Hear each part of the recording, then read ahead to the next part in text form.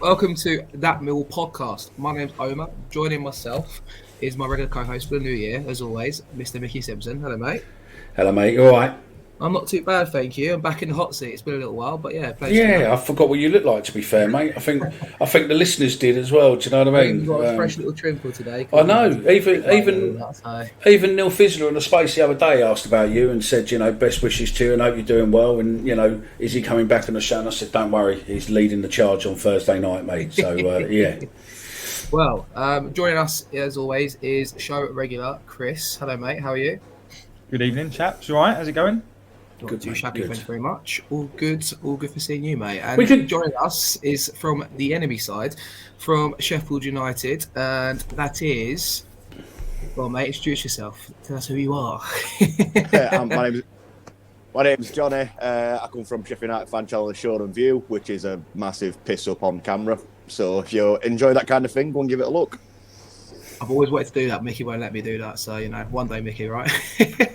What's that? What, get pissed on camera? Yeah, come on. Oh, yeah, we'll do a show for that. Yeah, definitely. Definitely, absolutely, we'll do that, mate. I'm up for that. Yeah, but definitely. Johnny, thank you for joining us, mate. I much appreciate it. I suppose you've done it already. I'm up for it, but the trouble is you've got to be a bit cautious because just in case you say the wrong thing. But no, fuck it, let's do it.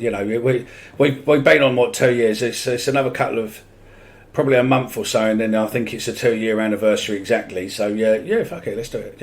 If you want us to do it, put it in the comments or drop us a DM, drop us a thingy. Just turn around and say, yeah, Millwall podcast on the piss. Yes. Well, Johnny, thank you for joining us, mate. And we'll obviously be grilling you all about Sheffield United, talking about Saturday's game, obviously the FA Cup third round. The magic of the FA Cup returns to the Den. We'll talk about various different topics. Obviously, Belikofobi's departure was announced tonight, departing on a free transfer mutual consent. We'll talk a bit about that, of course, as well. And yeah, just a general chit-chat with the opposition. So we'll go straight into part first. Sorry, mate. We broke the Aphobia first on the podcast yesterday. Right. That. Okay, we'll go straight into part number one anyway. Just dropping that in there. Yeah, exactly. We'll go straight to part number one anyway and focus on Saturday's game. F-Troop are the real nutters. And I'm not going away for some dirty northern punts to spit all over me. If he spits over me, I'll put a fucking pint glass in his head. Micky wanted to get that in, didn't you, so badly, mate, right? Absolutely, mate. Do you know what I mean? Had to. We've got a northerner on. If you are watching on YouTube, don't panic. There is a translation button just in the bottom right-hand corner. If you press that CC button, you will get whatever Johnny says translated. And again, if you're listening in the northern part of this country, there is a translation button at the bottom. If you press it, fuck off. There you go. Right. All it does for you is just turns all the E's back, U's back into A's. Right, should we talk a bit about the football? Saturday, we entertained Sheffield United. We've had them in the FA Cup previously a couple of years ago, we discovered, just before COVID, 3 years ago now, Chris. What are your thoughts and hopes going to Saturday's game, mate? I mean, it's going to be a toughie, obviously, against a team in the same division as us. Not the quite magical FA Cup draw we hoped for, but should be nonetheless a good game for us and an opportunity for maybe to keep our run going, obviously, after Sunday's win on New Year's Day. Yeah, I think being honest, and I'm sure Johnny feels the same from a Sheffield United perspective, I would prefer the league game, especially after the win and the momentum we've got at the moment, 7 points in the last 3. But we are where we are. I think that for different reasons, both teams will field not a particularly full-strength side. So it'll be interesting to see what changes he makes. I think 2 of the changes that we might have made for Saturday in Benick and maybe Imaku maybe now won't happen because one's not here and one's injured. We'll get onto those a little bit later. So it will be really interesting to see which of our fringe players can make the first team lineup. The likes of Bennett, Malone, Leonard, or any of those fit enough to come back into the fray. We'll have to wait and see. But no, I mean it's a good opportunity to give some of those players some minutes and some time on the pitch. And I think regardless, it will be an interesting game. I think 2 clubs that not just saying it because Johnny's on here. I think they're similar. I think there's. It's not hard. It's northern. He's miles away. You can't get you. I think there are 2 clubs that similar mindset, I'll similar send Mickey background. after And, sorry. He'll send Mickey after you, apparently. Johnny, I think we've got you on anyway. I think you're on a little bit of a delay to me, Johnny, but I'll ask you a few questions, obviously, about recent form and your season so far for Sheffield United. Since the World Cup, mate, you boys are flying, aren't you? I mean, great turnaround for you guys, and you seem to be stringing together some decent form going into this Cup game on Saturday. Yeah, it's surprising because we've been abysmal for 98% of games. I don't know if you saw the QPR game, but we were atrocious. Just not what we want to see. And I think we always start off with a good 5-10 minutes, look well, attack a team well, and it's like, oh, well, job done, not scored, but it'll come. And then we sit back and just invite trouble all the time. And we weren't doing that before the World Cup. We had a little spell where things went kind of off the rails, lost a few players to injuries. World Cup came at a good time, even though I don't like a December World Cup. And I hope we come back rejuvenated and go for it. But we've been missing McBurnie. We've got Ndai pulling all the strings as one creative guy. And we're getting 3 points here and everywhere, playing badly. Now, I know that's, in theory, the sign of a good team. It's not nice to watch. Not nice to watch at all. And don't get me wrong, I'll take 3 points and playing badly all week. Every week. If it gets us up, I don't care. But to see the drop-off is a little bit disconcerting because how long can that keep up? And I think that's why I want us to go out and play under 18s on Saturday. We're not going to win Cup. We're not going to go on a massive Cup run. Like I said to you in private, Mickey, I mean, if we could possibly both lose and then guarantee that we both go up and cause some carnage at Premier League, win-win for everybody. I have to agree with that a little bit. I think with the World Cup, you did mention it there, it came at a good time for you. Obviously, the likes of Sander Berg's returned, obviously after the World Cup as well. He was injured, I know, beforehand. It seems to, we weren't sure how it would affect teams in general, but I think for you guys, it seems to have, obviously, with results anyway, I know you say performance has not been great, but it's definitely had a kind of upward trend in your results and obviously getting you guys right back up into the mix and obviously keeping that gap to everyone else in the top two. Yeah, definitely. I mean, just before the World Cup, I think we got some good results. Beat Burnley 5-2. Who else has done that this season? That was playing at our best. And that's what you can, if we can do that, you do get disheartened seeing how bad it can get at the same time. But as I said, as long as we keep winning games, I don't really care. Sander Berg has come back, key player for us. Don't think he's at full strength yet, not at all. First game back, I couldn't believe it. He persisted in playing him for the full 90 minutes. He was knackered after half an hour. But I understand. He wants to get the minutes under his belt, wants him up road to recovery. And there is that worry that he might be injury prone. But with a player that good, you do want to get the minutes under his belt, so you can kind of understand it. If we'd have been 2-0 down, I'd have been fuming. But as long as we're winning games, I don't care. I think he's one of those players, Sanderberg, that if he had an extra yard of pace, he probably still won't be at Sheffield United right now. He's obviously a complete midfielder, isn't he, Chris? Like, he's probably one of the best players in the league, isn't he, mate? Yeah. I think so. I think he's one of the best players in the league, and if I'm not mistaken, wasn't there a lot of talk and potentially a move that fell through last minute in August for him to move away into? They didn't want to pay as much as what he was worth. But that fell through, so I think he's a really good player. And I think they want to stick him back to Belgium. Yeah, exactly. I think he's a very good player. You've got some very, very talented players and players that have played in the Premier League, players that have cost you 15-20 million. I really like Ndai. Obviously, he played at the World Cup. Didn't see too much of him, but in the Championship, he's been your he's probably been your best player. Whatever his bloody name is, him. Johnny, another player I'm quite impressed with when we played against you boys up at Bramall Lane. Obviously, you guys quite comfortably beat us on the day, kind of ran away with it in the first half. Was Anel Amahodsvich. Is that the best pronunciation you're going to hear of that one? How was that? We just call it Anel. It's just easier. Yeah. Great centre half, mate, isn't he? He's really sought after as well, isn't he? And he's seems to be kind of coming along leaps and bounds for you guys this season. Yeah, really good player. Chips in with goals, brilliant defending, great pace for a defender as well. I think when you can get 30,000 people from Sheffield shouting United love fucking anal, you've done well. You've done really well. We lost Jack O'Connell, and it were a big loss for us, a really big loss. Personally, I don't think he'll ever kick a ball again. And whilst Anel's on the wrong side to Jack O'Connell, having a player of that quality there means we can experiment more with getting a Jack O'Connell replacement.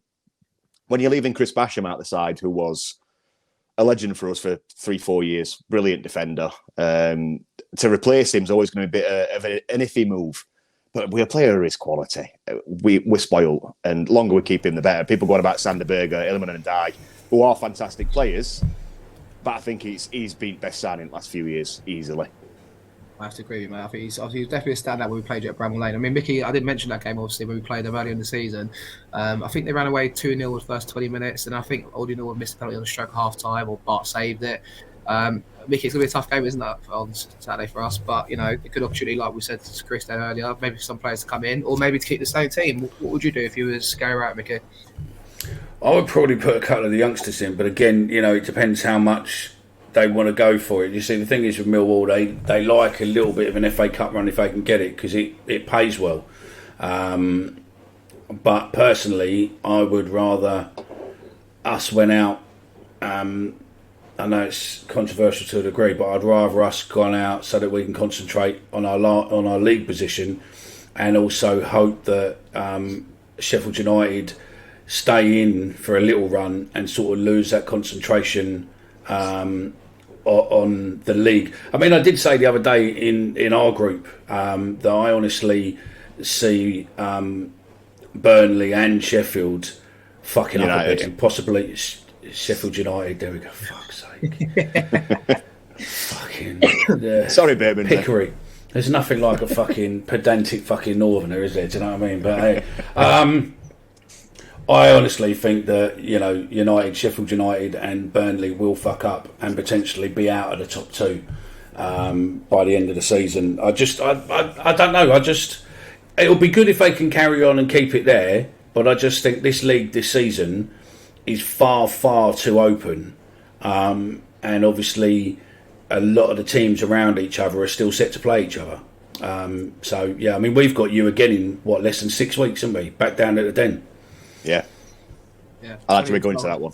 Only the 12-point difference, Mickey. You never know. I mean, yeah, but 12 points only. You know, it's only, you know, a few clubs around them. It might be 12 points with, you know, with people, but you know, they only need to get a couple of wins and them to get a couple of draws, and all of a sudden that gap's, you know, really, really cut down. It's just whether or not you can keep it going all the way to the end. But you summed it up perfectly there, because you look at the QPR game. If we'd have won that game, we'd have been 11 points clear of third. Now, 8's still a good points difference, especially how tight this league is. 8's still good. But that one result shows you how close it is. I've honestly said, if we've got a fully fit squad, if all our players are fit, anybody who finishes above us is winning the division, hands down. Look at Luton.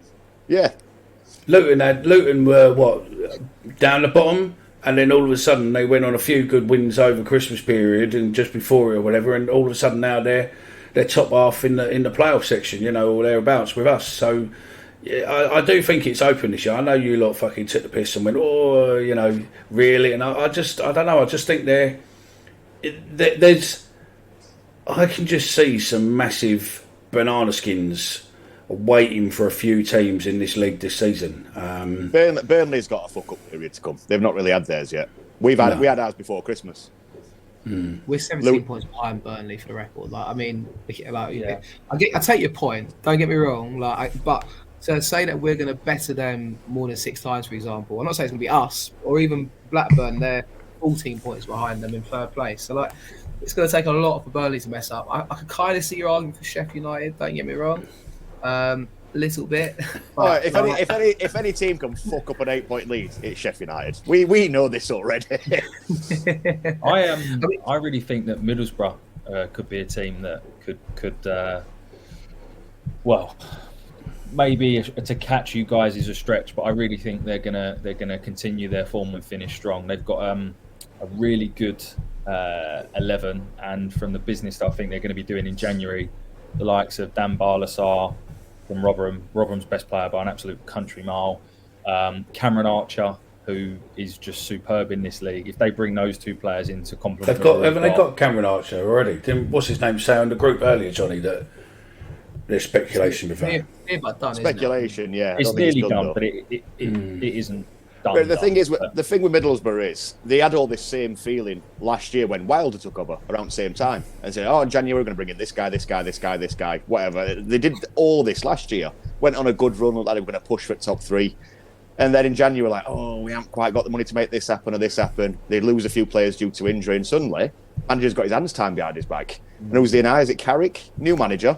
Never really. He's been an assistant in some good places, but I'm not being funny. I'm not doing this just because Wilder's a god where we're from.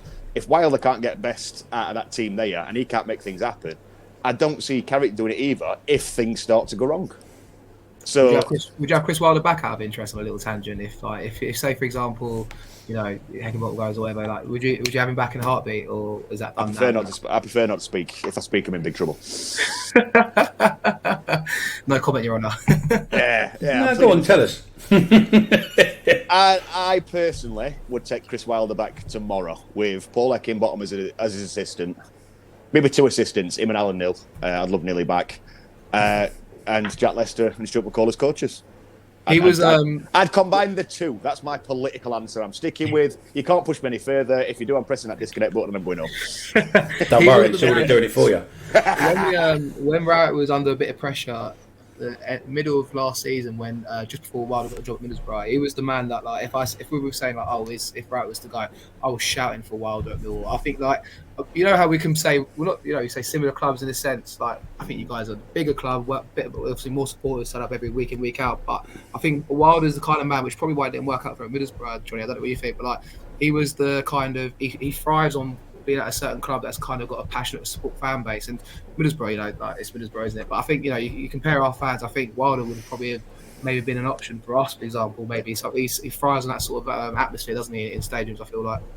I do feel that teams in the North East, your Sunderlands, your Newcastles, your Middlesbroughs, and I'm going to get slate for this, I do think they all think they're bigger than what they are. Great fan bases, one club cities, fill the stadiums all the time. Well done, cracking, brilliant. But there's an expectation there. Whereas I think with Sheffield United, with Millwall, we take it as it comes. Where Wilder's been successful, Halifax, Northampton, Sheffield United, clubs that we were expected to get out of League One. Everything after that were a bonus. Took it to the top 6 in Premier League. What more can you say? Places where he also did well but didn't really connect with the fans. Oxford and Middlesbrough. One club cities, want more than what they've got. I know it seems strange to this about Oxford. Oxford think they're bigger than what they are. They simply think they're a championship team, and they're not. They do. Their ground says it all, mate. Their ground is non-league bloody ground. So pony, you lot will call it, wouldn't it? That's it, mate. There we go. Pony, mate. Fucking pony. Chris has just said that he reckons Wilder could be going to Pompey. That could be a good move I for never him. said that. That's not what I said. Talk of him going to Pompey. I don't think he'll go there. I'm just saying there's talks of it. I don't think he will. But it'd be a good move. It'd be a good fit. I don't think he'll go. Another very similar, passionate fan base. But whether it dropped down to League One and to a mid-table League One club at the moment as well, don't know.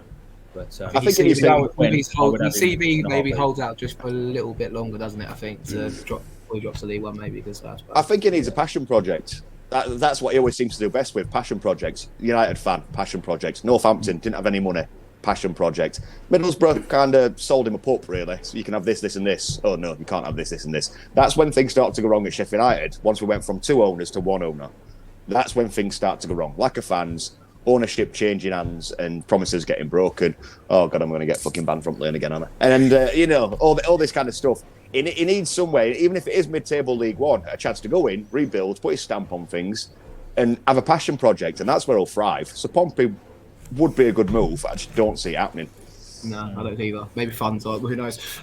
Let's stick back to Saturday's game, Mickey. I mean, do we have to? One bit of team news going into the game. Obviously, Saturday we won't have 2 strikers available. One because he's departed in Benik Kovobi. But the first one I want to touch on, Mickey, is Idoma Maku, the Irish Shamrock Rovers new signing, who arrived obviously just before the January window kind of started, and obviously was available to play from the first. He wasn't available against Rotherham. I didn't know if he was going to make the bench or not. I don't know if that was a big ask or not. But obviously, going into Saturday's game, he can't even play because he's injured, mate. I mean, quad injury. What's your thoughts about that, mate? I mean, well, I can feel his pain with a quad injury, mate. I suffered a double quad injury when we had the fans game at the Den. 35, 40 minutes in, a double quad injury. Minutes, mate. I don't know what you're on about. Don't give yourself an extra 20 minutes there. It was. I think we need no doubt. Phil Clark, who's probably listening to this, will come in and hopefully support me and disregard Omar's libel statement he's just made there. I've got your back, Mickey. It's dangerous playing it, isn't it, pal? I think the problem is that we need the new training ground fast, because I think probably the training ground what we've got doesn't have a great pitch, doesn't have underfloor heating, doesn't have this, and in the cold weather and all that lot, it's probably you only need to jar your studs or get your studs caught a little bit in some of the grass, and all of a sudden you've pulled a quad, and that's it. Hopefully it's nothing too serious. It's just a very minor tear or very minor injury, and he'll be back soon. It heals. It hurts a bit. Hurts fucking. Just don't go upstairs, mate. Don't go upstairs and don't lift your legs up and climb. Yeah, you'll be all right, mate. Trust me, you'll be all right in a couple of weeks. It's obviously a blow for him there, Chris. Obviously, I think he was rumoured to be involved with 23s this week. Obviously, the injury put pay to that, and he didn't play, and probably would have maybe got a chance to be on the bench Saturday, and who knows, maybe got some game time. Do you share Micky's thoughts there? I mean, I personally would edge maybe to, he's played in Ireland. I'm not saying the Irish League, the standard's getting better over there, and, he's played in the Champions League, but probably, I guess, the transition to the intensity of the Championship, albeit even in training, we always hear about how the training is like, the standard is like matched tempo. Maybe it's just the transitional stage for him, obviously being only 19 years old as well, mate. Yeah, quite possibly. And I think the reality is we'll probably never know whether it was that he just overdid it because he's trying to put his best foot forward in training, and he just overdid it, or whether it's the pitch. But I think it might in a way do us a favour, not for the weekend, but I'm not saying the club were, because actually their statement when he signed was very cautious in terms of not wanting to throw him straight in at the deep end. But if he had played well against Sheffield United, it might have been like, we don't need to sign another right winger because actually we've got this guy. So it might have done us a favour. I think, obviously, with him not being available for a few weeks or whatever it is, and it's still been unavailable. I think Bury needs a loan, to be honest. I'm sure we'll come on to Tyler at some stage. And then, obviously, with Bennett going, I think we need at least 2 or 3 forward players. And I think that might help force the hand a little bit. And I don't think we would let Bennett go if we didn't have something lined up. Now, I agree with you. I have no idea who or what that is, but I think it's fair to say the recruitment over the last sort of year or so has been pretty good since Aldridge has come in. I think credit where credit's due. And I trust the recruitment team to have someone lined up, to be honest. We'll So have to just wait and see. As Chris was tied in there, obviously I mentioned earlier, Phobie's gone. An interesting one, I have to say. I was quite surprised to see it.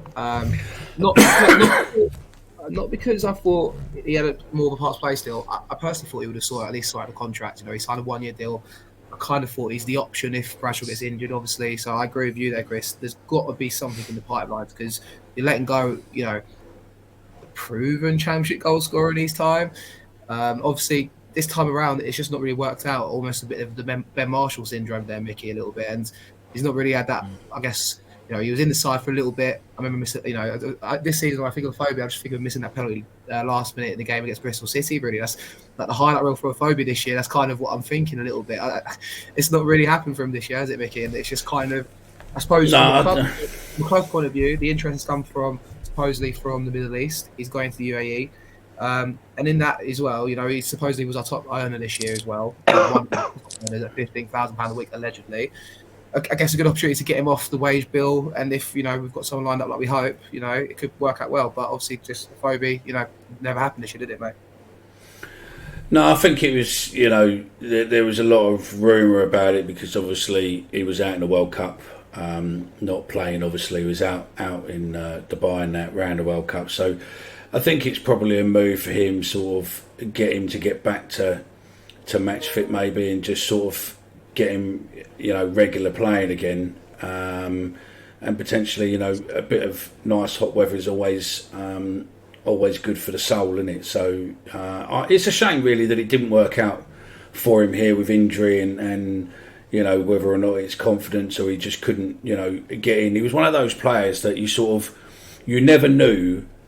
You could never figure out whether or not he was a super intelligent player who just didn't waste his energy, or he was just the most laziest player on the pitch. And I don't think he was, because I don't think any player on big money is actually lazy. But it's one of those. He's one of those players where you just don't know. He leaves you guessing. Like, why the fuck didn't you go for that? And then all of a sudden he's in a better position because he's not run his arse off there. And he's gone. He's just a very, very casual, player as such. But good luck to him. I think he's had a rough time over the last few years and stuff. And I don't hold it against him. I think as far as what I've heard is that the contract was cancelled by mutual agreement, and I don't think there was no fees, so I don't think anyone's been stitched up over it, which just really shows the love he has for us. I know he has love because of certain things what the club did for him when he was going through a real rough time. If you don't know, look up on it. But hey ho, it is what it is. But yeah, I wish him all the luck in the future. I think hopefully he comes back on form and he does well. So 12 goals and 38 last season for us in the league. Jonny, what's your obviously you've got a bit of knowledge of the Championship, obviously about Millwall. Benicophobic from the outside. I mean, I guess when you see that and he's playing for Millwall, what's the kind of thoughts out of interest for an opposition fan when you see a phobies line up against you out of interest? Is that Millwall's making a bit of an intent there, or what do you think as an opposition fan out of interest? I think it'd be interesting for us to hear that.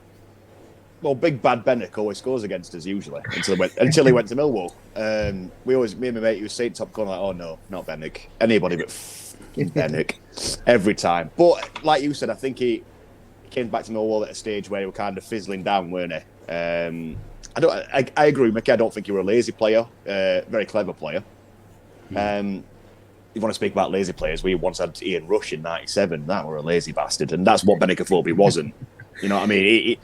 He knew when to spend his energy and when not to, and it were always a worry that a player that's got that mindset will grab an important goal against you.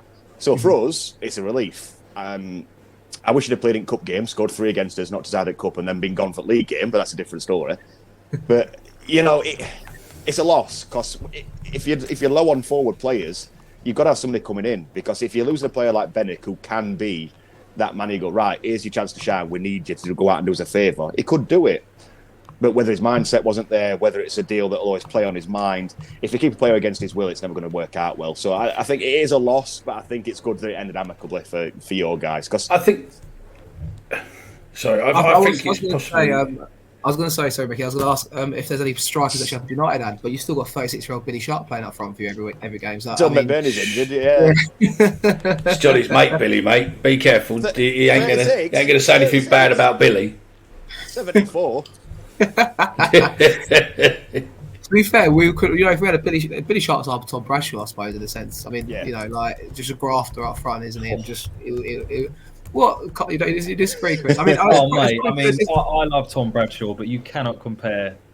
The top Championship goal scorer? No, I'm comparing him to a 36-year-old Billy Sharp. That's what I'm comparing him to. I'm not comparing him to a Billy Sharp who's popped 5 years ago. I'm comparing him to Billy Sharp who's 36 years old. In that sense, better. Well, Chris is obviously a Steve Morrison fan. You can tell.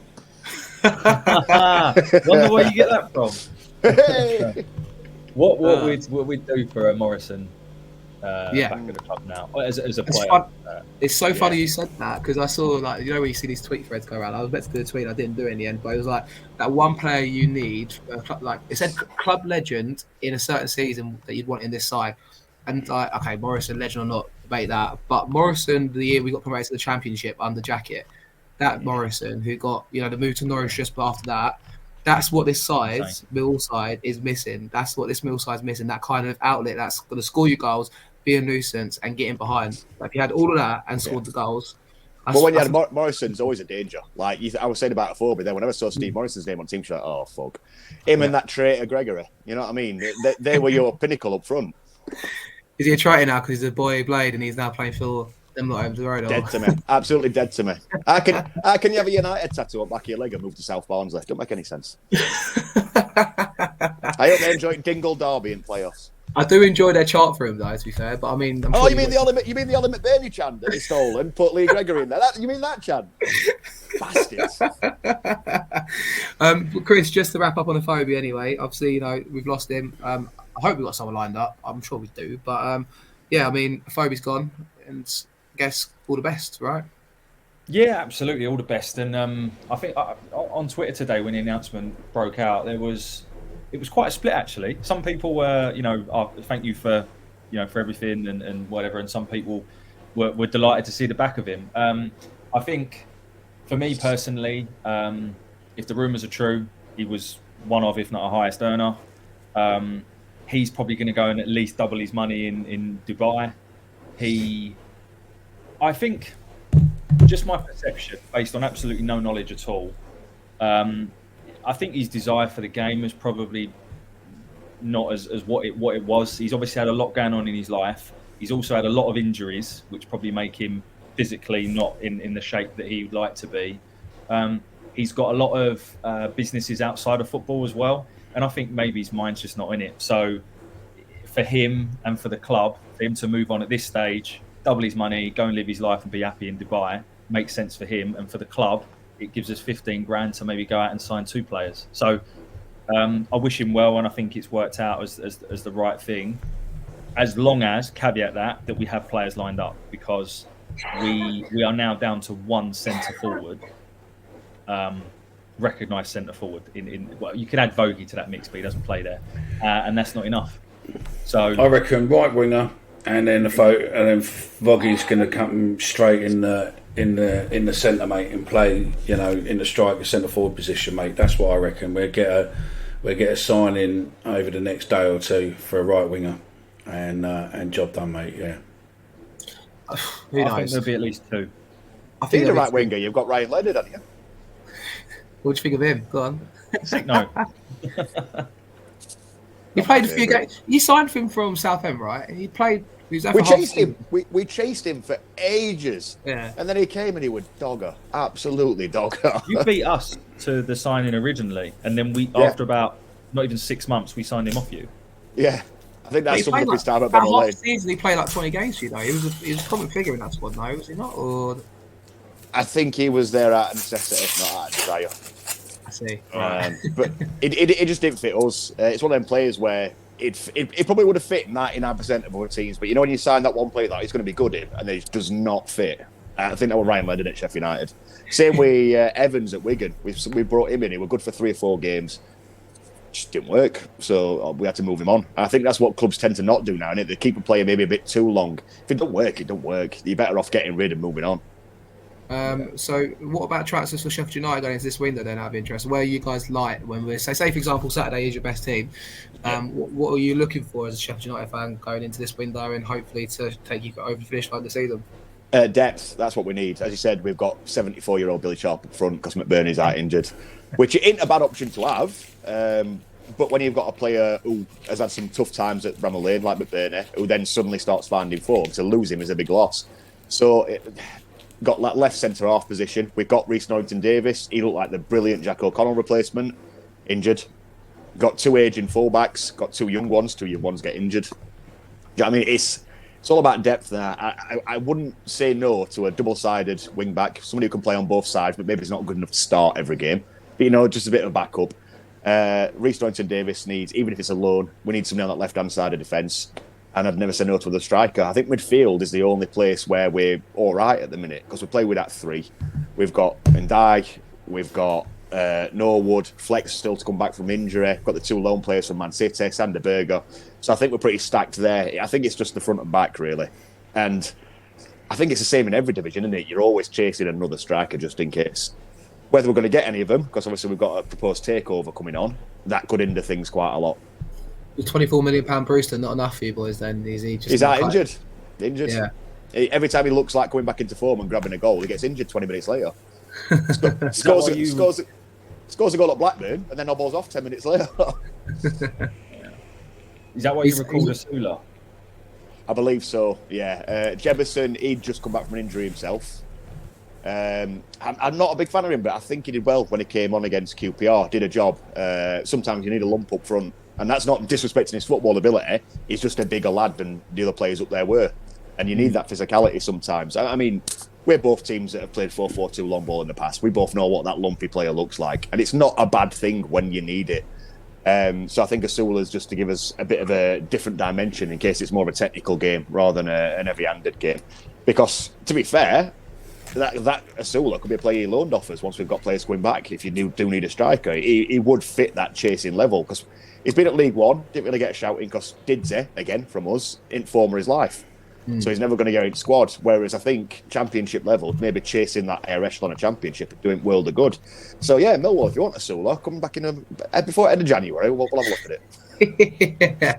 So then on Saturday's game, then obviously you're saying play the 18s. Is that what's going to happen, or because obviously it's third round's kind of a game? I don't think we'll make too many changes either personally, because it's like you've got that week break, haven't you? Afterwards, normally, well, we do anyway. I'm not sure what your officials are saying, but I mean, is there going to be many changes you reckon for the players on Saturday, or who can we look out for that maybe is like not a known name really? I suppose that could cause us trouble on Saturday.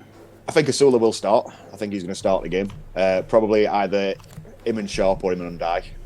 I believe midfield's going to stay pretty much the same. Might start Doyle instead of McAtee, cup of tea as we call him.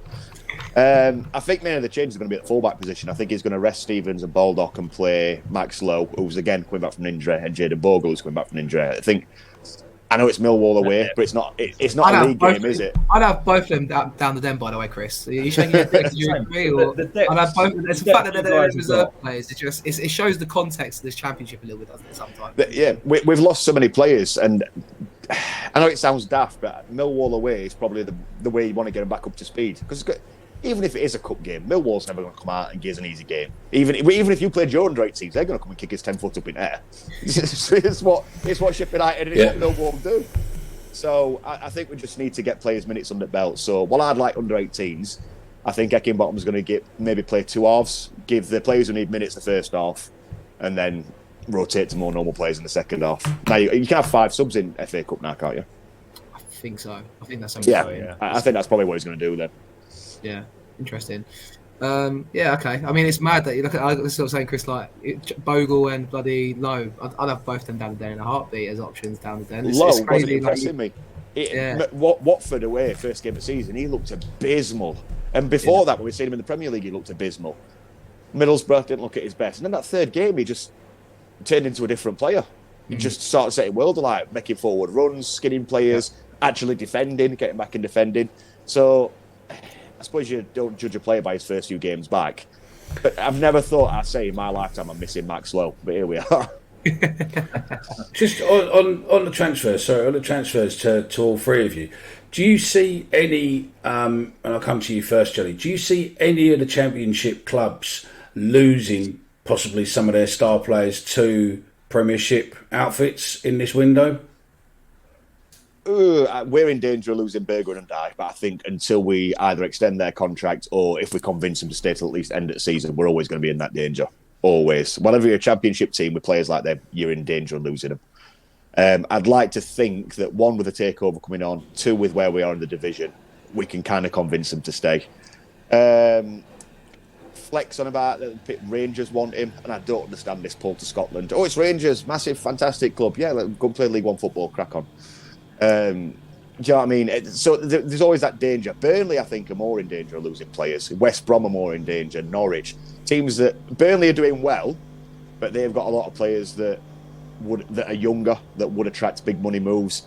West Brom and Norwich aren't doing well, so they run the risk of losing their bigger name players to a Premier League team. Even a Southampton that are looking to rebuild, they can come in and poach players with decent money because they've got that Premier League money. It's an old cliche. The better your team's doing, the safer your players are. I think we're safe. We're not going to lose. I think we're not going to lose RC and Fleming, Mickey. Don't worry. Yeah, we talked about this the other day. I don't think we are. No, big play. You never know. I think Premier League sides, it's hard to know. Like the financial gap between, for us, for example, Sheffield United may be in a slightly different boat. I mean, I don't know what your finances are like, but obviously, like you can afford to fork out, I'm sure, in January if you need to, and sell some players, and reinvest that.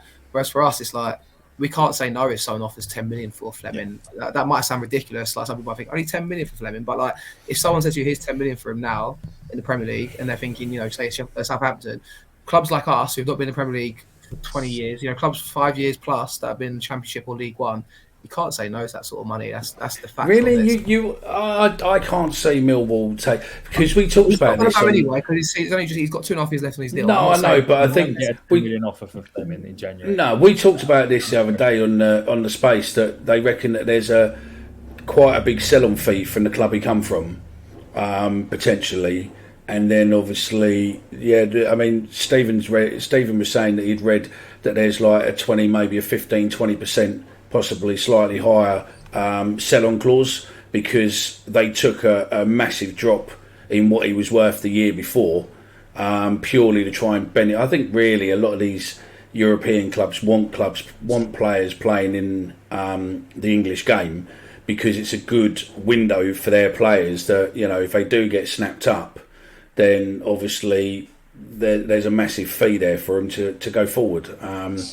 But yeah, I think Fleming, if someone come in to offer, I'd think 25, 30 million, and then the club might look at it. We did have someone on the space said that realistically we shouldn't sell him for less than 30. Yeah, we had someone come on and said realistically we shouldn't really sell him for less than 50 million, but who's that? There's a player today who I can't think who it was now, but he played in the World Cup. It might be a French one. Yeah, who's now got a value of 120 million pound. He was like 13 million before the World Cup or something. What? No, it's not. Is it not him? There's a player today. I was listening to it earlier. There's a player who suddenly got fucking an absolutely ridiculous fucking price tag associated with him. Yeah, because his agents put it on him. That's why his agents had to go down to it. 113. I don't know exactly. I sat on a webinar last night about interest in football agent, and some of the money for talking about average wages for stuff. The average wage allegedly for the Championship is 29,000, and I'm thinking, fuck me, I think half our players are on fucking well below average wage. That's because you've got Sander Berg on 100k a week, isn't it? That's probably what it is. There's no way. To answer your original question, players that might get snapped up. So Semenyo, there's quite a few rumours about him. Southampton potentially looking at him. Sorry? Yeah, I think he'd probably get snapped. Yeah, possibly. I think you got to look at people like Nathan Jones, right? They know the league, they know the best players in the league. So Southampton could be something. Depends who comes in at Everton. I wouldn't be surprised if Coventry lose Gyökeres. A club down the bottom of the Premier League wants some firepower in a knee-jerk reaction. They bid 15, 20 million for Diaz or Gyökeres. Okay. Those two are the ones that I think. Put it this way: those three players I just named will go for a lot more money and have a lot more interest in them than Fleming will this window. There's just no way. I don't think Fleming's going anywhere. It goes anyway, but my thing was hypothetical in a sense that if say for example he was a year and a half into his spell and he's got 10 goals this season.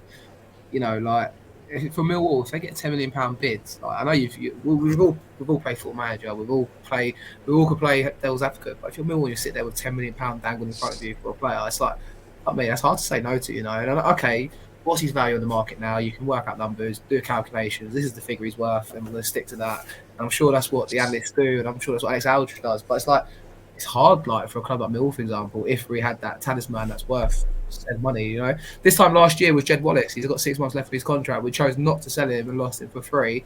In hindsight, should we have sold him for a couple of million to Nottingham Forest?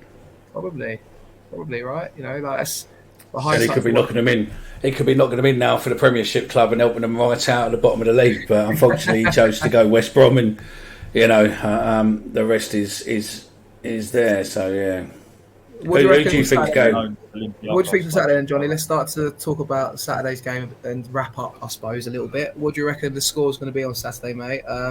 It's always a corny question to ask, but what are you expecting Saturday? And are you coming down? Obviously, I know you go to. No, not for this one. Not for this one. Down, no?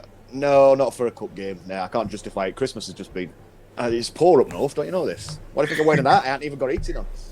That I'm going bald as Mickey. But anyway, with this game, I can't see it being a glittering one. I want to say 1-0 Millwall, but I've got a feeling it's going to be a 0-0 or a 1-1. And are they doing replays? They are doing replays, They aren't do. they? So No. It's You're penalties, mate. replays. You're No saying you're not replays. coming down for that? We'll take 200 up there for the replay if it was. Yeah. It's not a replay. There's no No replay. replay. It's penalties, extra time and penalties. Oh, No, banging. it's extra time and penalties because of the World Cup, wasn't it? Yeah. Millwall 4-0 on penalties, banging. That's my prediction. Jake Cooper to score any time, or what are we saying? 29. If you play him, then yeah, of course, obviously. you'd be daft not to. Let's be fair. He might as well just have "I hate United" tattooed up back of his neck for some bizarre reason. He's 8 to. He I does. think he's 8 to 1. Most, I think he's 8 to 1 any time most games. I reckon it'll be evens on Saturday. Come kick off. So. Yeah, pretty much. Chris, what do you reckon for Saturday, mate? What's your thoughts, feelings going into Saturday? And yeah, I mean, expecting an interesting game or dead rubber FA Cup third round tie against a fellow league side? What are you thinking? Yeah, being really honest, I couldn't give a monkeys about it. I know that's bad. I'm just being really honest. I think, as I said, I think it'll make 3 or 4 changes. Shaka and Cresswell, maybe Malone will come in. Not wholesale changes because, to your point, we've got a break, so you don't need to. And it always offers a little bit of money, which I know the club like.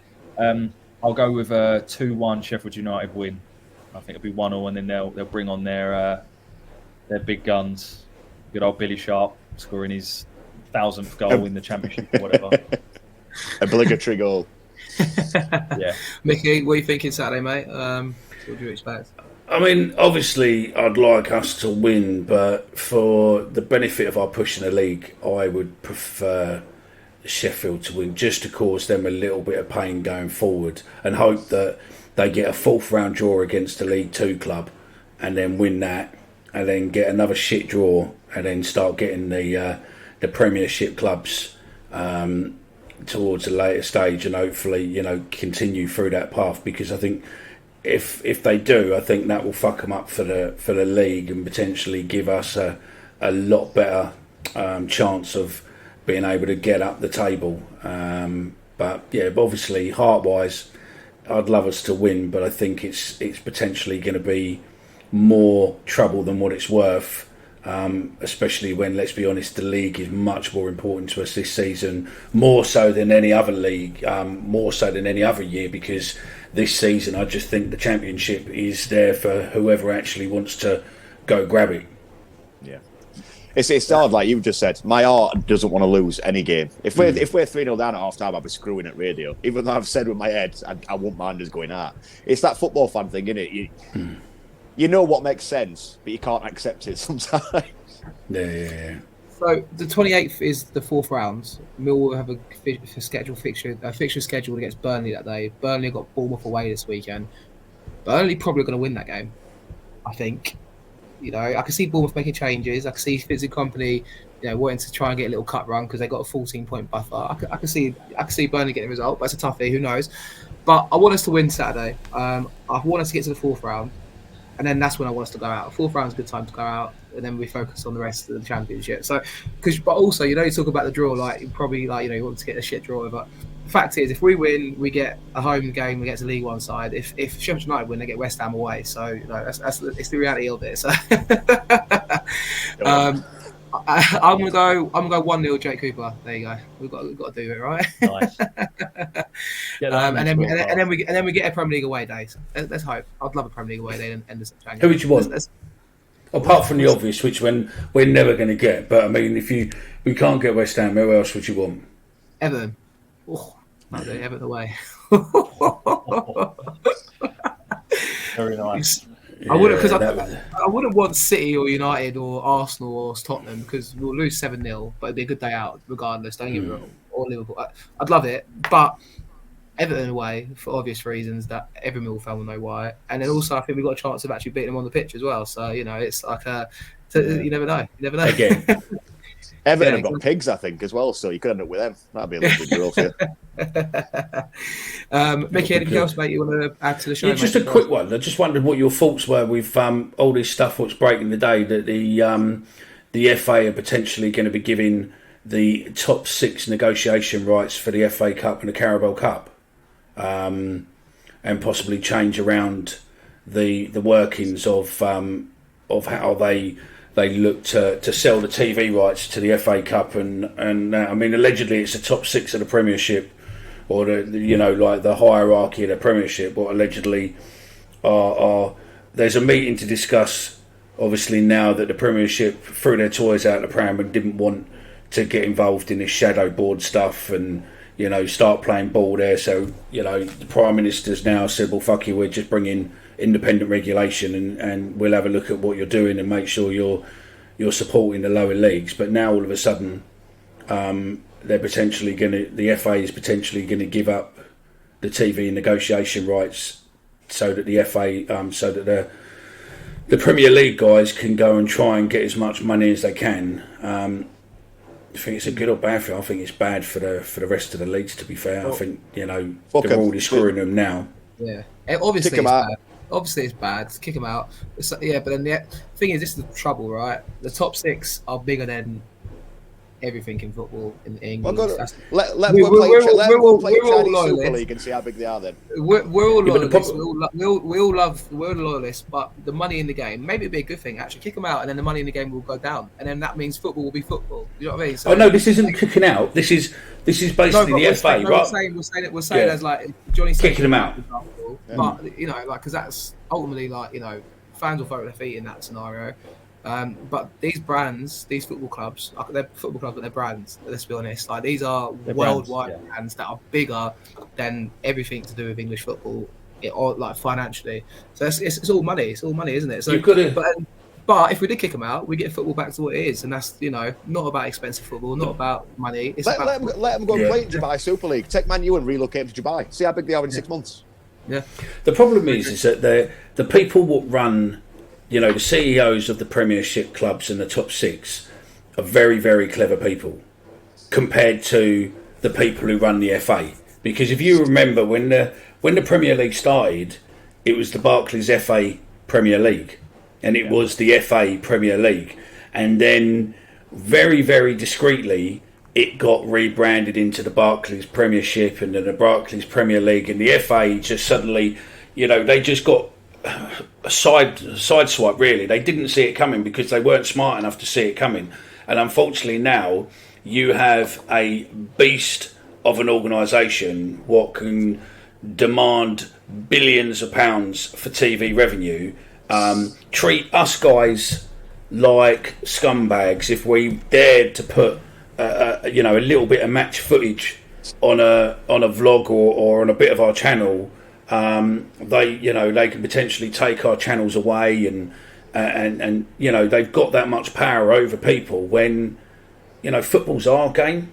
It's not theirs. Yes, they make the money out of it, and the money's fucking corrupted, and the money's polluted the whole football society issue as such. But I don't know what you do. Unfortunately, there is a hell of a lot of us who watch football. I think it's something like 35 million people watch football at a weekend. In some way or another, and realistically, chances of getting all of those to stand in the right direction and possibly, come back at people will never happen.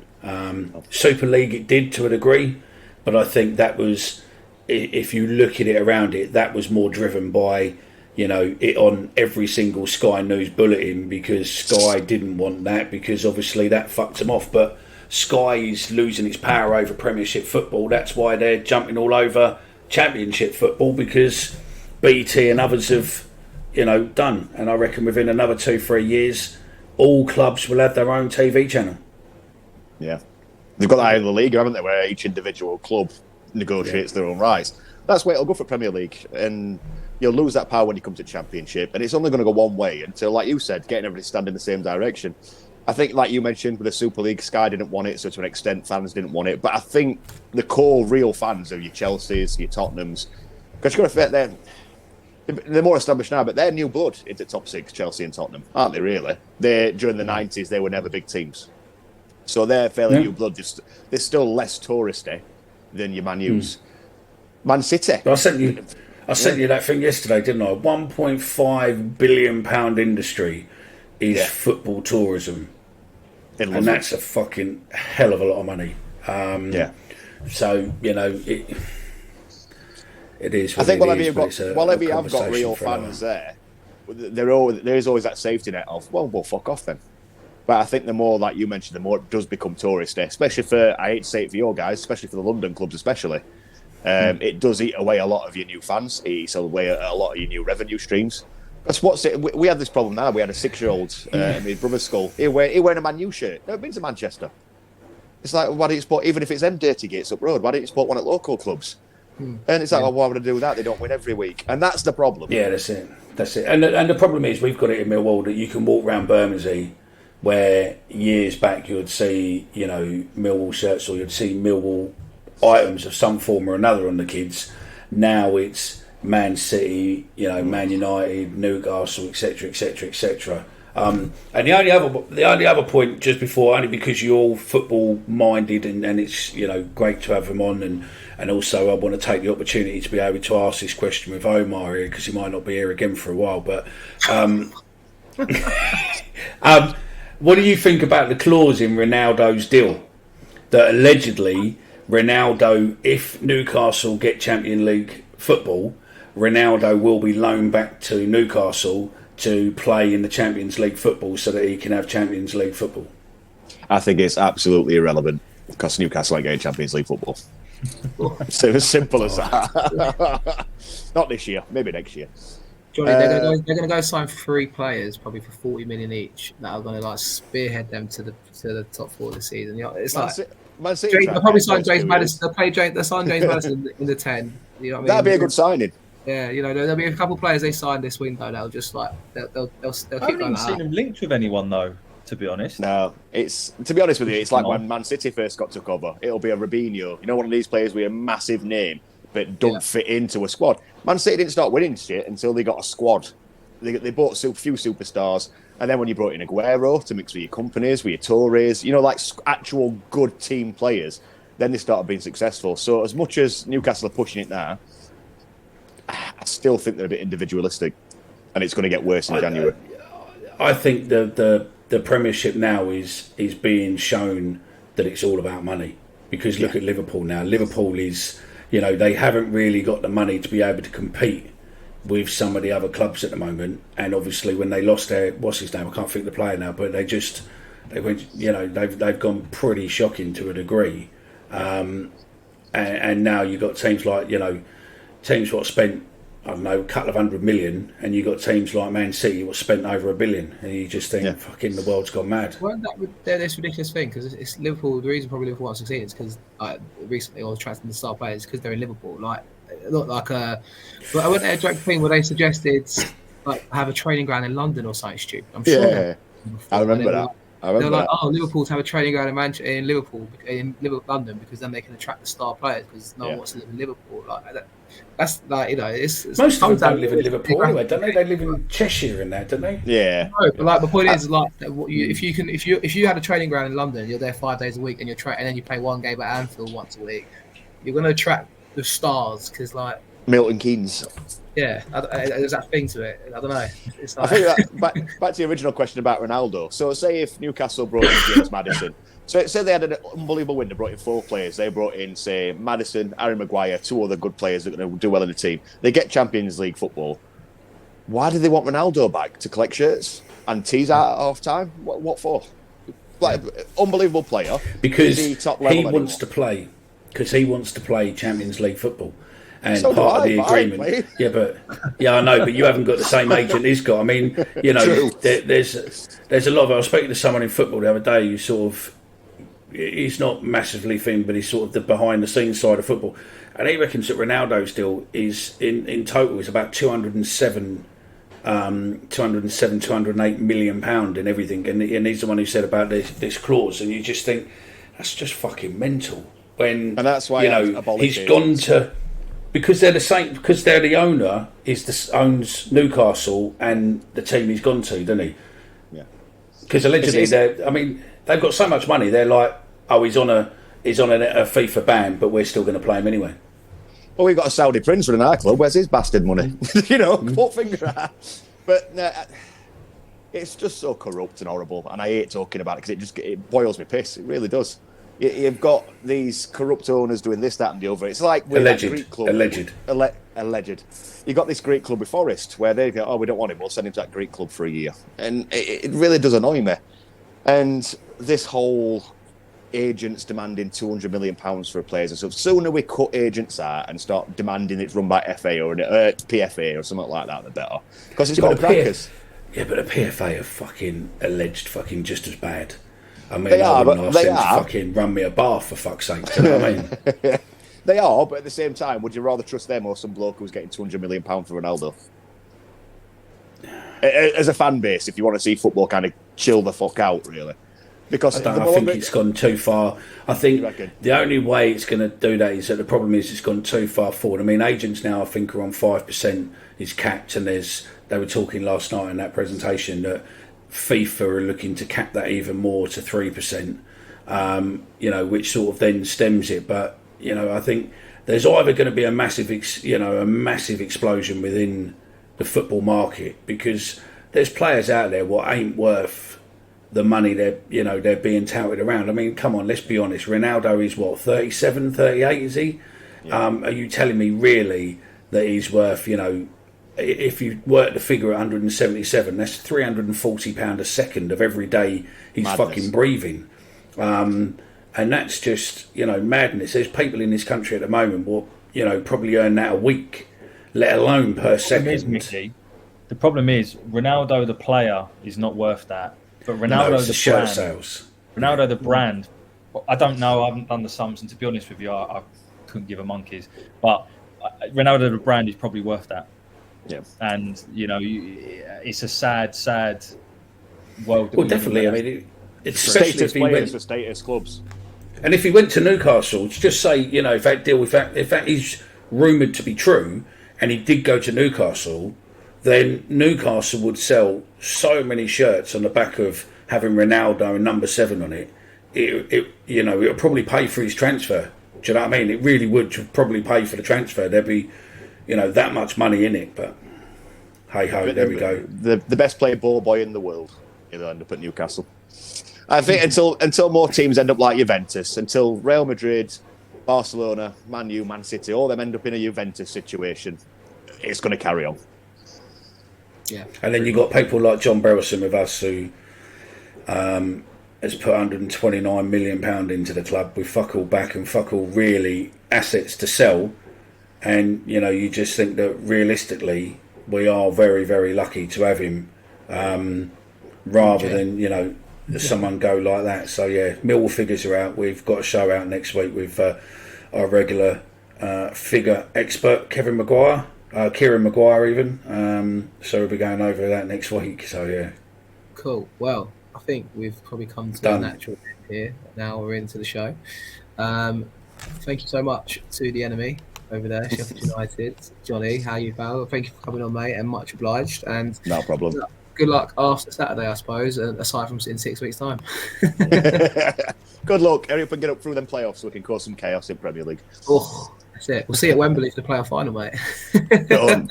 don't even say playoffs to me. I don't even want to hear it anymore. Chris, thank you as always, mate, for coming on, and see you Saturday, no doubt. Yeah, thank you, Chris, and thank you, Mickey. I'm back. Thank you, Omar, for finding your way back. New year, new me. Do you while we're on the topic of ruining him, is there anything you want to have a pop at him about, Johnny? Feel free. Which one? Hey. Whoever you want. Go for it. We've come to an end anyway. Johnny can't have a dig at me, I'm afraid. He's not allowed. He's the enemy on Saturday, so sorry, mate. Unfortunately, but thank you for coming on. We're ending it there. Thanks for tuning in. If you're new around here, be sure to like the video, subscribe if you're new. Be sure to share and follow the pod, and always check us out on our socials at That Mill Pods. We're back and we're good to go into 2023. Thanks, guys, and see you soon. Thanks for having me.